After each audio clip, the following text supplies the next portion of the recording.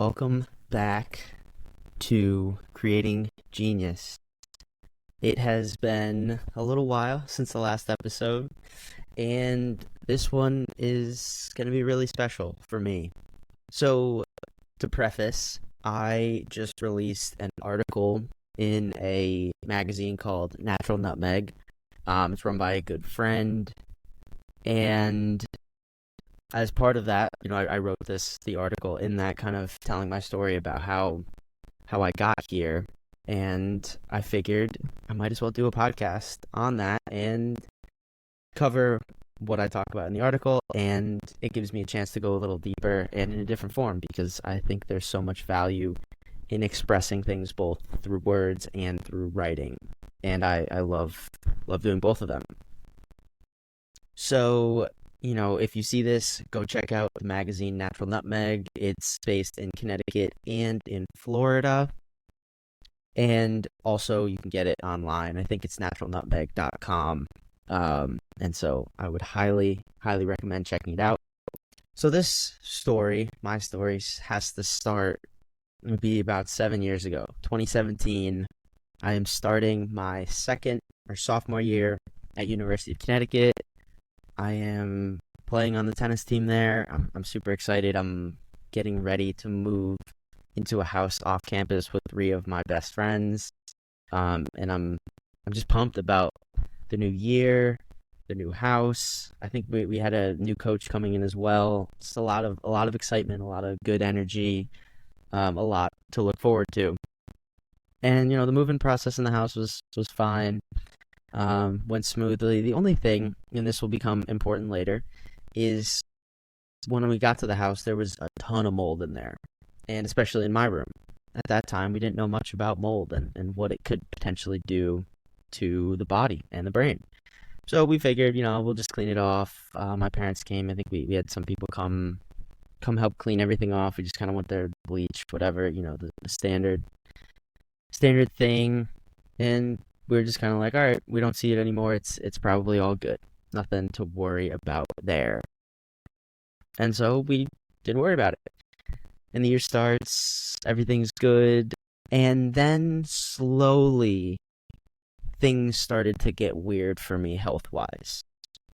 The first thing that I noticed looking back was the first day of practice that we went to, I had this really unusual feeling of like apathy. I didn't care at all. And this was having a new coach and, everything being set up for me to play on the higher end of the lineup.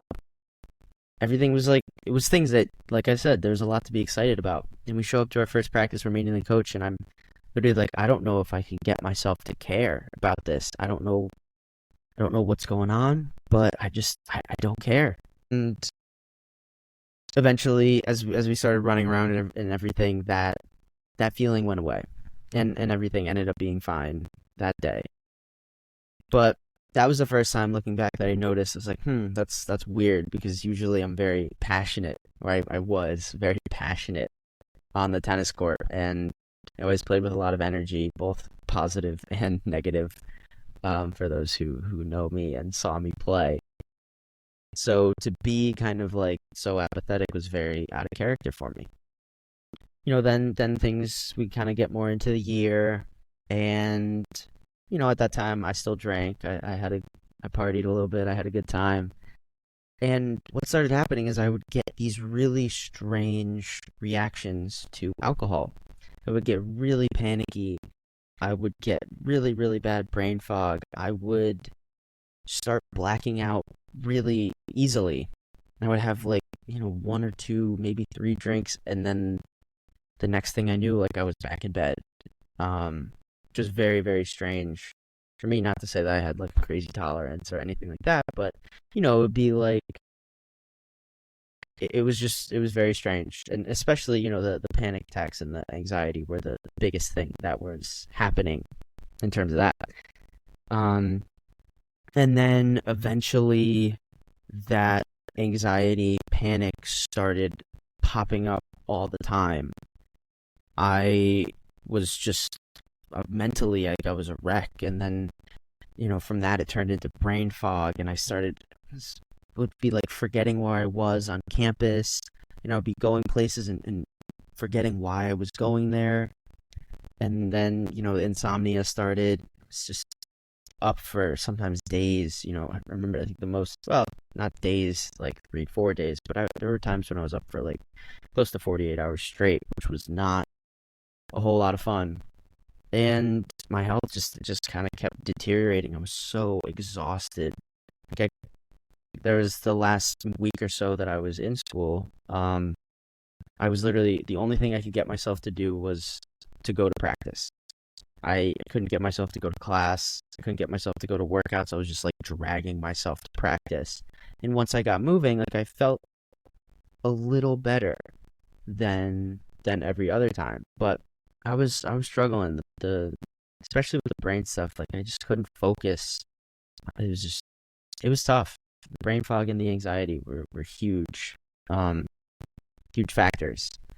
And so October 17th, 2017, I decide, all right, I gotta go home. I'm gonna go home for like 2 weeks. I'm gonna do some testing. Let's see what's going on with me. Because I talked to our trainers and everything, and they're like, yeah, like, we're just gonna send you to a psychiatrist, blah blah blah, for the anxiety. I was like, deep down, I was like, there's something like physically, physiologically going on here. It's not just like all in my head, because this stuff just kind of came up out of the blue. I mean, it took a few weeks, but I hadn't really had issues with the brain fog and the anxiety in the ways that I was having it before. And I just kind of got the vibe that they were like, yeah, it's all in your head, dude. Just don't worry about it. And I was like, I'm not going to be able to get the care I need staying at school. So I went home, and it's funny, I sent my mom a voice message as I was coming home. I think I drove myself home from school, which that was a little scary. But luckily it was only like 45 minutes away. But I sent her this voicemail, and I was like, I'm coming home. I'm really struggling right now, but we're gonna figure all this out, and I'm gonna be better off for it in the end. And at that time in my life, I wasn't, not that I was a negative person, but that something like that was out of character for me, to say, which again is just really really interesting just looking back. And so I get home, I go see a doctor. We live in Connecticut, so anytime there's like weird health stuff, my mom's a functional medicine doctor. She was seeing patients with Lyme disease like, all the time. And so one of the things about Lyme is like symptoms that are sort of unexplained, very weird, don't seem connected. They can, like, if we see sort of a myriad of things that just sort of seem random, the functional med docs, or the doctors who specialize in Lyme, are going to be like, hey, let's at least check this out. And so I tested for Lyme, and I knew that we were living in that moldy house, and so got tested for mold too. And test came back positive for Lyme disease, positive for a couple like co-infections, stuff that you get from ticks. And I was like, I think I had like 3 or 4 different mold toxins that I was excreting. So there was a lot going on in my body to deal with. I started with the normal course, antibiotics. Like there's this specific binder that you're supposed to use for the mold. I was doing like, it was like doxycycline and or azithromycin and Mapron, or atovaquone, or something like that. I remember one of the liquids, it tasted kind of like bubble gum. It was really, actually wasn't bad. But I started those treatments, and that's kind of like the not conventional, because conventionally they don't really do a whole lot of in-depth treating for Lyme, and they don't treat mold at all. But that's kind of the accepted practice of treatment for what I had going on. And I started to get a little better through that. I was on I think it was about 6 weeks, a 6 week course of antibiotics and the binder. And I was starting to get better. had gotten to the point where I went up to UConn again. I met with my academic advisor. I saw some of my teammates, and it was looking like, okay, we're going to get back. I'm going to rejoin the team and get back to school at some point in the spring. Still had a lot of fatigue. I think I was just starting to walk. I spent those first 6 weeks like mainly in bed just because I was really struggling. But I was starting to walk again, doing like a tiny bit of light exercise, and things were starting to look up.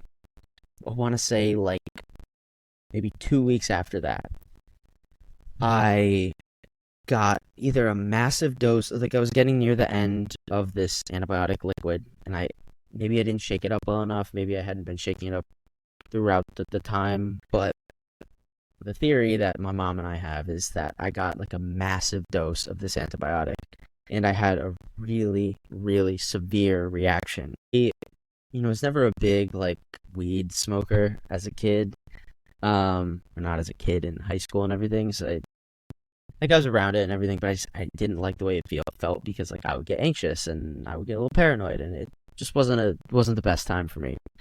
And I took this dose of antibiotics, and like 5 minutes later, I felt like I had just, it felt that exact same like intense paranoia and anxiety, and like the room was spinning. I was like super high and paranoid, and my body was just my poor body was not ready for an experience like that. And obviously I survived it, but it was almost like that experience set my entire system just onto super high alert. And I woke up the next morning, and I was like not great. It kind of made the brain fog and the everything worse, and I was kind of still walking around in this like paranoid, high, dissociated state. And I ate like a green bean or something. It's like took one bite of food and the same thing just started again. Like it just intensified. And so I literally started reacting to almost everything in my environment. Eating was really hard for me just because I obviously I needed to eat, but I also felt so bad when I did it that I really had to force it. And I was like, I gotta force myself and just deal with the fallout from it. And I was eating like well, but I was eating stuff like nuts and seeds, and like I would have like protein bars and stuff like that. And so after this, I think it was like a few weeks of this with the sensitivity and my system being so heightened. And I was like, fuck, like I can't keep going on like this. I need to do something else. This is not working. Just waiting for this to stop, basically, isn't getting me anywhere. I had tried a tiny little bit. Like I opened the capsule of the binder that I was taking, and I took like a few grains, and that same thing, it just like set my system off. And so I couldn't do the treatments that I was supposed to be doing. I was terrified to do them because I felt so bad. And so that kind of led me to taking a new approach. I had hit what had been, in terms of my life, was rock bottom in both like the illness and everything. I had formed a lot of my identity at that time around being a tennis player. That was what got me into college. That was kind of where I put a lot of my worth and where I spent a lot of my time and energy. And so, that kind of all just getting ripped away from me was a bit of a shock. And I kind of I was floundering. I didn't really know I had no idea where to progress, where to go through this. Hitting that rock bottom and realizing like things need to change. I got to do this differently if I'm going to make it through this. Led me to do two really powerful things at the time. One was changing my diet, which I wrote about a little bit. I wrote about both of these things, but I went like super clean. I did basically only meat, eggs, and vegetables. That I was already eating pretty cleanly at the time, but I just took the strictness to a whole new level because I needed to. There was no I basically took the foods that I reacted the least to, and I'm still reacting to all of this stuff. I still really had to force myself to eat, but it wasn't quite as bad. And so I was like, okay, I'm going to start here. And slowly, as I get myself a little less sensitive, I'm going to just add things back in as I could. So I think at the beginning it was like chicken, beef, eggs, onions, green beans, and like peppers or something. Olive oil and ghee, I think was what I cooked in. And that was it. That was the first big change. And the second thing is I started working with like a life coach. That is for the family friend who does this, that is a gross oversimplification of what she does, but it's the best way I can describe it simply. Basically, we started working on we're just like unraveling my personality, how I was seeing the world, what did I value, how was I going to make it through this. And one of the first things we started with was like, what do I value? And I remember being like, I just want to be free, I want to be healthy. And so we started doing some stuff with affirmations, and we would do visualization exercises where I felt what it would be like to be fully healthy. I would kind of just go into my mind and talk about, the things that either were coming up for me or the specific exercises and program that she had formulated. And I just, the benefit was like I really just kept learning about myself. It was a really introspective time for me. And she asked me questions that I had never asked myself, never really thought of, just about like how I show up in the world. And we did stuff about healing my relationship with my parents. We did stuff about learning how to communicate what I want and what I need. And that was really important because at that time, I needed a lot of support. I couldn't really take care of myself. I was still spending most of my days in bed. I would get up, drag myself to the kitchen to cook, and then I would have to drag myself back up to bed and basically just go to sleep because, my body was just so exhausted. If I overdid it, even getting up too many times in a day, the next day would just be worse. That like the paranoia, the anxiety, the fun stuff that I was feeling at that time would just get way more intense. So I had to be really, really careful with how much I exerted myself. Those conversations that I had were the highlight of my week because one, I got to talk to a person, which I didn't do a whole lot of during that time, and I just got to learn a little bit more about me and learn the importance of becoming aware of things. So there would be patterns of like me beating myself up and being a perfectionist and things that, really they played out on the tennis court when I was younger. Realizing that those patterns of me holding myself to ridiculously high standards were playing out in my life outside of tennis too. And that those things maybe could have contributed to the process of me getting sick. Learning about those patterns and going in and healing them and asking questions, like getting kind of into a meditative state, and then having her asking me questions like, when was the first time you felt this way? What do you remember about that experience? And going in and really like trying to find the core of these patterns and just becoming aware of them.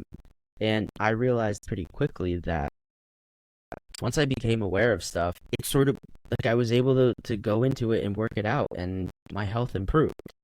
I had this really cool experience, or many of these experiences, where we would have like an emotional breakthrough in a session, and then like maybe it was the next day, maybe it was 2 days later, my physical health would be vastly improved. Again, like vastly was like I could eat a new food, or I was able to get up and walk around the house for a little longer. But from where I was, like these were huge improvements. And, that was the diet and the coaching was really what got me through like the hardest time of this. Because again, my system was so sensitive. I didn't, after that reaction. I didn't take a supplement, medication, drug, whatever, for over 6 months.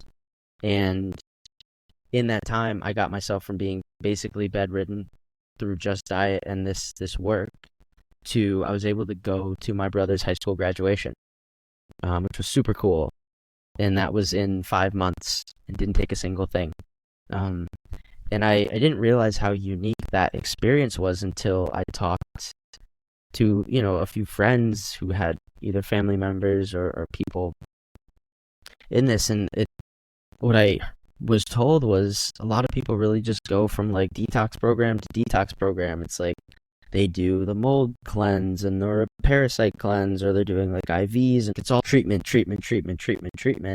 and just looking for the thing that worked. And that just wasn't my experience. And in terms of improvements, it was like doing the emotional work and eating really, really cleanly. And one, I'm so blessed for the support that I had during that time, because it was hard, and I know I put a lot on my family.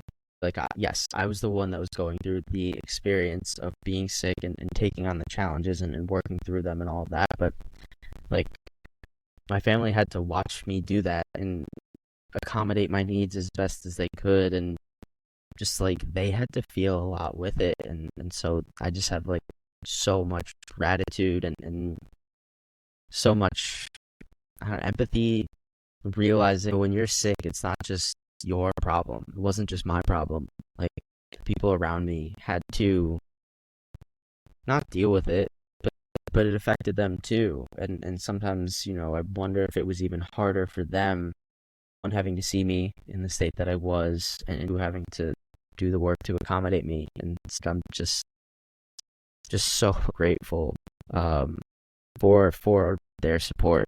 It really means the world to me. And that's part of the reason why I am doing the health coaching the way I do, is because of the experience that I had. And, knowing that, like, working through that emotional stuff that's like the backbone of all of this. The treatments and everything, yeah, they can work, and that is one way to approach it. But especially in chronic illness, there's more and more research coming out about the emotional and spiritual and energetic roots of these things. And you have to do that work to really, really heal them at a super deep level, especially if the external treatments are not working, or they're not allowing you to get all the way back. Because we are all, I believe, that we're all capable of healing.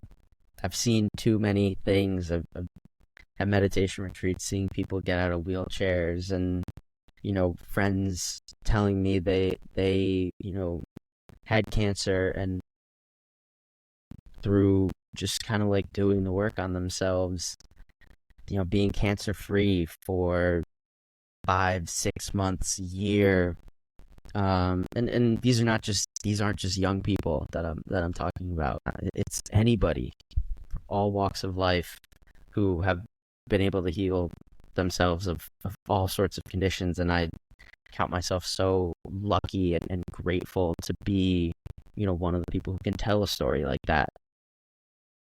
And I went on a little tangent there, but kind of getting back to the progression of everything. So I made a ton of progress, period.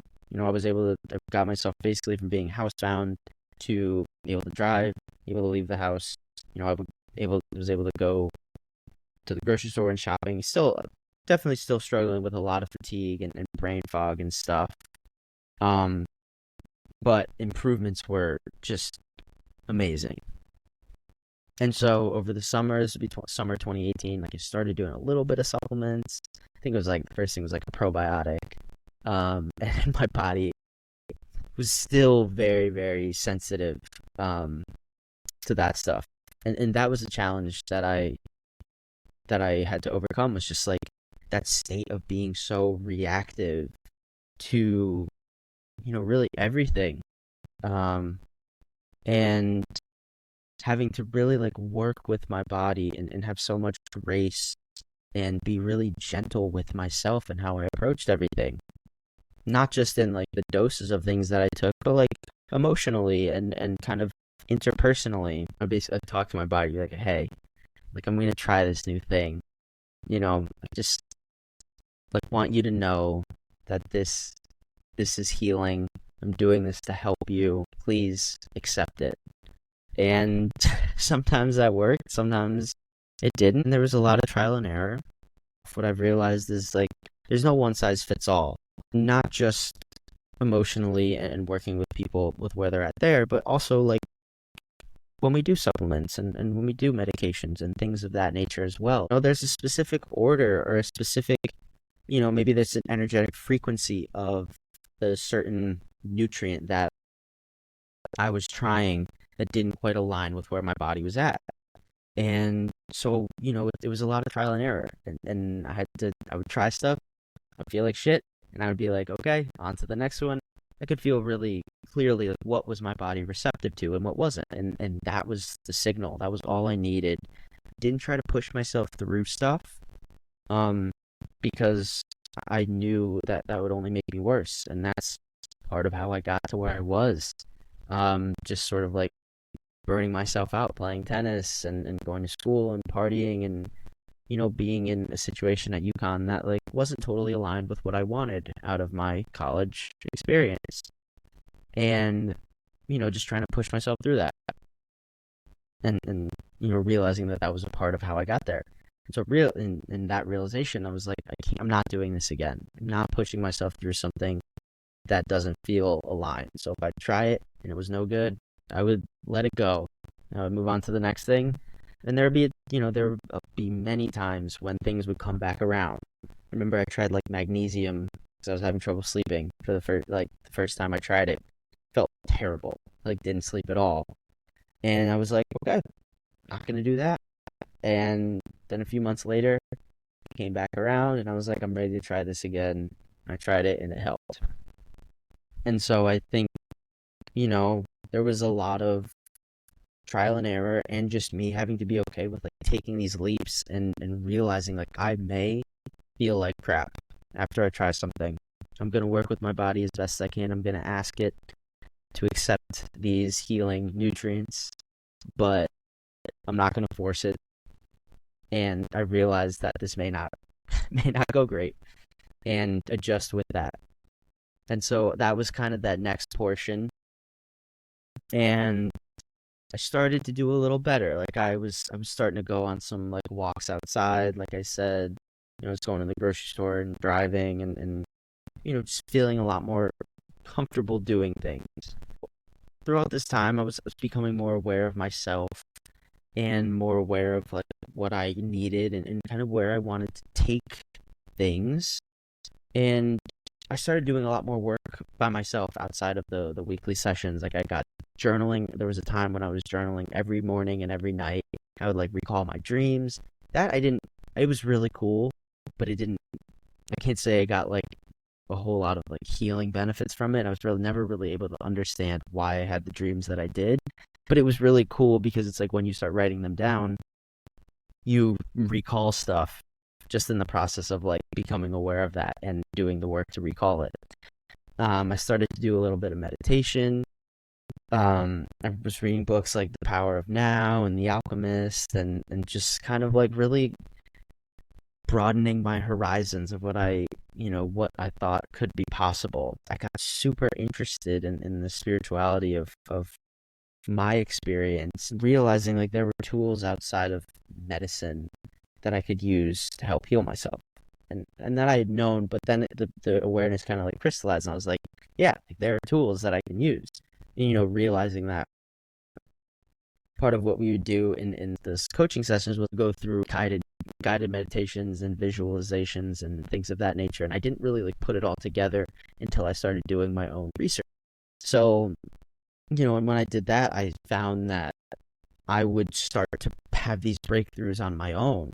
I would recognize patterns in my journaling of things I would be reacting to during the day or old wounds from my childhood. And that would help continue to propel me forward. I would have those same experiences of my physical health improving when I uncovered these things. And I got really good at doing it on my own. And now, having been in this world for 7 years, I realized that I was doing a lot of the term is shadow work. It's like really going into those darker emotions, the aspects of yourself that are not so fun and playful and loving, the, you know, the dark side of like the things that I'm good at, where it was like the perfectionism, which pushed me to want to excel, but it also made me really hard on myself. And so it was the like going into the part of that had me being really hard on myself, or the detachment, which allowed me to change things in my life pretty easily, but it was something that hindered my ability to really form the deep connections that I wanted to. And things like loyalty and feel really bound to the situations that I was in, causing myself to get stuck in things that weren't serving me. It's going into all the different aspects of the personality and recognizing that there's like all these parts of them. It's like the double-edged sword. Any strength overused is a weakness. And so the shadow work was, there were the things that I just, you realize you don't love about yourself, and then going into those, but also the things that you do cherish about yourself, and realizing that like there are darker aspects to them, and uncovering that. And it was super valuable for me. And I think doing all that work, I felt more worthy of healing. And that feeling of being worthy to heal, I believe, attracted new opportunities into my world, my field. And the most powerful of that was the genetics. So I don't really know the whole story on this, but one day my mom comes to me and she's like, we found these people who work with genetics. Like, you got to do a test. And so I was like, okay, whatever. You swab your mouth and you get the saliva and you send the kid off, and then they basically like they look at your genes, where you have variants, where in the pathways for different antioxidant production, toxin clearance, building and repairing. It gives you a look under the hood of what's going on in your body genetically. And I remember the first time I had a consult with the people who do this work, and they were showing me like all the variants I had, and how these things are impacting my health, and why I had trouble clearing the mold, why I was susceptible to the Lyme disease. There's like all these things. My first reaction, I'm a broken human. There's nothing I can do to ever heal fully. I'm screwed. It sent me in a really dark place, because I was like, fuck, man, I might really just be out here scraping by for the rest of my life, even though I had made so much progress. And after many conversations, realized like it was a blessing to learn I had all these genetic variants, because there's more we can do to help me heal. As opposed to if I was unvariated, no issues, it would be a little scarier, because there would be nothing to point to and be like, okay, here's something we can try. Here's a pathway that you're blocked up in, that if we stimulate it, it'll help you move forward. And that's really what we did. I tried all sorts of really fun and weird supplements, different blends of things that you really can't find anywhere. These people over at Tree of Life Health in Pennsylvania, they are absolutely brilliant with the formulations that they've made, with the way that they've been able to take all this research on genetics and biochemistry and use it to help people in chronic illness or acute illness. And I just became totally fascinated by it. And I was like, I gotta learn about this stuff. I was trying all different things, and as I started doing this was like the next big piece that really, really helped me kind of level up. This kind of got me from being able to do like light exercise to starting to strength train a little bit, and like going out and playing a little tennis, and being able to go to new places and travel a little bit. Like, I think I was about 6 months after I started, doing the personalized supplements based on my genetics, I was able to go to Texas for my cousin's high school graduation, which was super cool. And, it's funny, like I wore a mask on the plane. I always joke with, because there were pictures of it, because it was the first time I traveled, and I was trying to document a lot of this stuff, as I was going through my journey. And I was wearing masks before it was cool, just, to try to keep myself as safe, and physically and mentally it helped, put me at ease. And, being able to go into places that potentially had a little mold, like hotels and Airbnbs and whatnot, and not freak out, because I knew I was doing things to support the clearance of the toxins. I was doing things to support how my body was working, and keep it really running at, the best capacity that it could. From there, I just kept continuing to get better, and kept being able to expand what I could do. And it was like each time I took on a new challenge, I healed more. It was basically like, the first time I traveled, I was scared, so scared of relapsing. But going on the trip, and basically my body being like, oh my God, we didn't die. Like my nervous system was like, we're safe to do things like this now. And the same thing with like exercise. And that was a different animal, I will say, because, with the fatigue and with everything, it was really easy to overdo it. And so when I first got back to exercising, I would overdo it all the time. And, it was in this place where I was like healthy, but I still had things I was working on. Like I wasn't kind of like fully back yet. I would get excited and I would go play tennis for way too long, and then I would be in bed for like 5 days. It was this like roller coaster, because I was so excited to be where I was, but then I would have these crazy dips, and it would feel like I was going all the way back to, being sick, and I would get so scared and so stressed out. And it was terrifying. Like that was sort of the second rock bottom that I hit. It was the summer of 2019, where like I was doing more, but also so scared of sliding back, but was still healing and still moving forward. Reorienting myself with being in the world was really, really difficult. And I needed to go through these challenges to figure out, how am I going to exist here? How can I show up? How can I continue to move forward, doing what I need to do with grace instead of pushing myself through it? And, that lesson that came back around, because I would start to push myself through things when I could, and especially with the tennis, when I could start playing, I would be so excited to be back out there that, I would just play for a little too long and be like, shit, man, I overdid it. And that, it got really frustrating, and it definitely, it got dark for me. Those were some times when I was like, man, like, am I ever really gonna get out of this? So I'm just so grateful that I kept on going. And looking back, it's like that was like, getting through that was the time that like I sort of really fell in love with myself in a way that I hadn't ever before. And it was just super powerful. And that moment of opening up and having a really strong intention of like, I can be healthy for real, not this kind of like in between thing, but actually like live a full life. I talked about this on an earlier show. I think it was episode like 11. And that summer was around my birthday. We were in Chicago, just kind of as a family trip.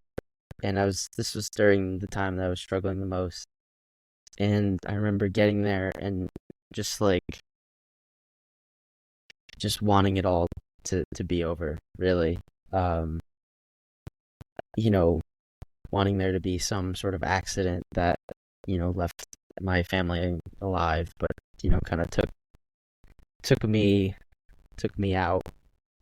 And just really kind of battling with myself every day, having to mentally pull myself out of that place and get up and try my best to have fun on the trip, and each night get back. And like as soon as I was by myself again, that all that stuff kept, it started to come up, and I had to, I worked really hard, a lot of writing on that trip, to get through that.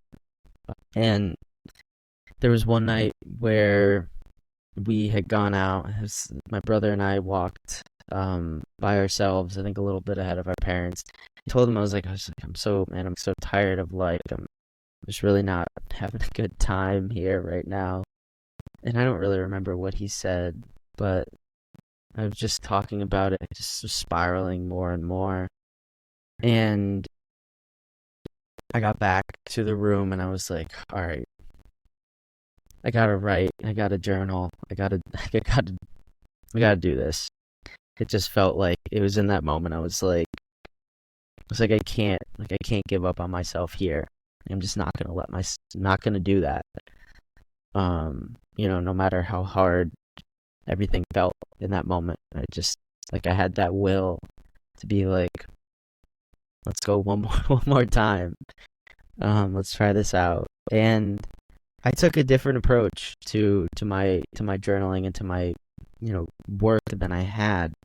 I had really been doing a lot of stuff with gratitude and trying to really be grateful for all the things in my life. And it worked for sure. But in that moment, I kind of looked at myself and I was like, man, like you're kind of bullshitting yourself. There are things about this experience that you're really frustrated about. And you need to feel that. And that's kind of what I wrote about. I was like, I really need to feel all the things that I'm like pissed off about and not just be like, oh my God, I'm so grateful, even when I wasn't. So I guess in admitting to myself that like you're sort of trying to force this. And I let go of trying to force it, and I wrote about how pissed off I was with where I was at. And as I kept writing about how angry and upset and frustrated and hurt I was, it's like slowly the little positivity would creep in there. I just like wrote. I didn't care how long. I probably wrote like 10 or 12 pages. I just wrote and wrote and wrote. And a little bit of positivity crept in, and a little bit more. Like by the end, the last 2 pages with me being like, oh my God, I'm so grateful for all of this. I'm so in love with life. I moved through the frustration, and moving through that, it opened up real gratitude and real love. And I remember that night going to bed like, holy shit, I'm healthy, I'm healed. And I woke up that next morning and I was. My brother and I like went and played basketball that morning. There's like a gym close by, and then we like walked around all day, and I was like full of energy and full of life, and like that night I slept like amazingly. And I woke up that next morning and it was like I was a whole new person. Obviously I know it took a lot of work to have that like overnight success moment. And I'm not saying that it all happened in that one moment, but like that was the shift. It was like me not giving up on myself and really kind of looking myself dead in the face and being honest with how I was feeling. That was the secret sauce that kind of allowed me to take that next step. And it's funny, all the genetics thing, synergistically it all came together. Like that last piece was 100% emotional, spiritual, energetic. Well, that was like the difference between me sort of being in that in between and really getting back and being healthy. And from then, like I was able to start playing tennis. I was still careful, obviously, but I was no longer worried about that. I think a month or two after that, I started dating again. I started lifting. I was really like living a normal life. I was working. Like as I started feeling better, I went and got my health coaching certification, and then I started doing a certification program to work with the genetics, and So I was doing work with the genetics for people. I was doing some health coaching, and I was really starting to be of service and give, and it was so amazing to just to have that whole experience. My work took a step up from there, and it was all from like that night in Chicago where everything changed. And looking back, sometimes I not that I can't believe it, but it's just like wow. And I've changed a lot even since that. Looking back, even to that moment, I'm like, wow, I'm a totally different person than I was in that moment. But that's always a time that I will hold really dear, and just like I'm so grateful for just not giving up on myself. Since then, obviously COVID happened in 2020, but I was doing a lot of work with the genetics. I was doing my health coaching stuff, and continuing to heal and grow, and go on my inner journey. And then in 2021, things were opening up a little bit, and I felt good enough that I was like, I'm gonna move across the country, and I'm gonna go back to school and get my degree. And so I went to Arizona State, moved from Connecticut to Arizona State, and finished my undergrad degree there last May. But since then, I played this tennis tournament in I got myself back to playing full tournaments. Played this tournament in Newport last September, and there was one day where I spent like 6 hours on court. I had to play two singles matches and a doubles match. I woke up that next morning like I was good to go. Like I'm living a life that me, the kid who was sick, really struggling, could eat like 5 foods, would have never believed is possible. And and it's sometimes I don't even believe it. I because it just seems so like unlikely, but at the same time so so likely as well, because when I did the work on myself, I knew like that I had a purpose of doing this, and like that voice message that I sent to my mom, it's like I'm gonna figure this out and I'm gonna be better off for it. And and that's exactly what happened. And so that's a little more in depth from how I healed myself from mold, toxicity, chronic Lyme disease, just taking you guys through my journey. And if that's inspiring, and if you find yourself in a situation where you feel like you need that support from either someone who's gone through it, or you're trying to do that inner work but you don't really know how to tackle it, like what are the right questions to ask yourself? What how do you feel the feelings of the future where you are healthy? That is the work that I do. And the same thing with the genetics. It's such a valuable piece of figuring out kind of the more physical part of this, because if you've got pathways that are a little junked up, and variants that could be impacting how you digest food or how you synthesize vitamins or antioxidants, having some support there can be really, really beneficial. I think putting that together and real, like, it's not just the physical and it's not just the emotional, it's both together. Having the lifestyle in order, whether it's getting outside and grounding, or eating the foods that are in alignment with where you want to go with your health journey. Like that was the first big decision I made. I got to eat in a way that's going to take me to where I want to go, and be really, really intentional about it. And that's what I do in my coaching. I take that experience that I had, and I'm like, what did I do? Like, how did I do this? And what can I take from it and give? And so, if that's interesting to you, please reach out to me on Instagram, or, on my email. It's jacob@creatinggenius.com. I'll put that in the link. And, again, just super grateful to be back recording. This is a bit of a, not a new, kind of feel like the show is kind of taking like its second iteration or third iteration. Um, as I move into a new part of my life. And like always, just super grateful for everyone who tunes in. If you want to learn, have the updates on the show when new episodes come out, just subscribe. And it's a way for us all, me to stay connected to you guys. And I'm again just super grateful for everyone who tunes in. And go check out Natural Nutmeg. The magazine's awesome. There's a ton of just amazing practitioners in there, really cool services. So would highly recommend checking that out. And with that, I will see you all next time on Creating Genius. Sound